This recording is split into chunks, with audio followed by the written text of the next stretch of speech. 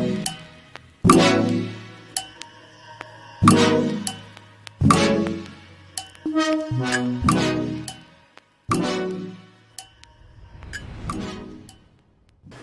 everybody, this is Margaret Ellen, Black Maggie, same thing. Today I wanted to hold a conversation about failing forward. So I'm the type of person that, like, ever since I was a small child, I feel like I've told you all this before, but my dad put me in entrepreneurship classes at like 12. That was the way that I spent my summers. If I wasn't at a tournament, or if I wasn't, doing some type of sport, I was in an entrepreneurship class or some type of workshop learning how to make a living on my own.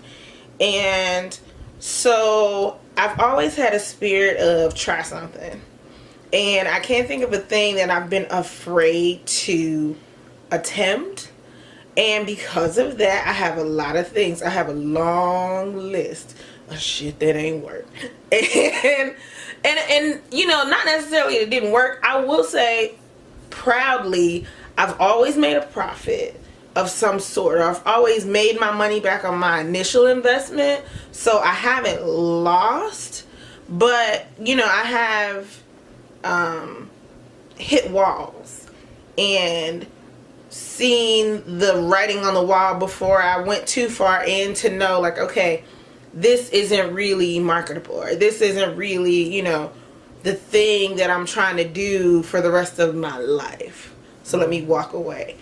And I count that as a failure, yes, but I feel like whenever you hear a no, whether it's an external one or an internal one, that's a cue to take notes. So if I looked at every time that I tried to do something and it didn't work, and I said, well, I'm just no good at whatever the thing is, and so then I'm never gonna try anything ever again, I don't feel like I would have accomplished the things that I have accomplished in my life in general.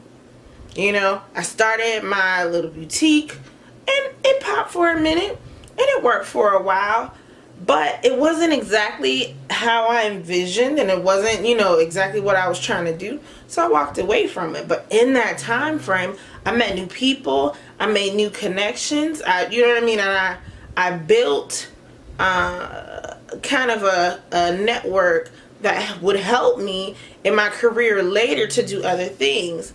Because I wasn't afraid to step out, I was able to learn what it takes to build a team, what it takes to, bring the right people together to accomplish a particular goal. So I've been able to, turn some of those skills that I learned in putting, that business together, and put that into my event planning and, the things that I've been able to do on either my job or with my sorority and things like that, and picking up consulting gigs here and there, and, helping people learn how to structure things. I know now that I know how to build a team. And because I did the boutique on my own, I knew, had I built the team and then built the vision around the team, I would have done a little bit better with that particular thing. But there's no way I would have known that if I didn't try.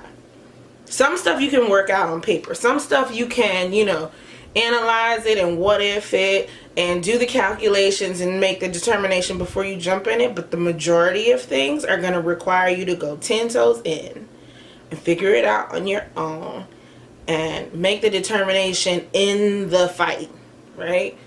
So, failing forward, it beats wishing, it beats dreaming, it beats, considering and weighing my options and all of the other things that we say when we're trying to make excuses for why we're afraid to do something different.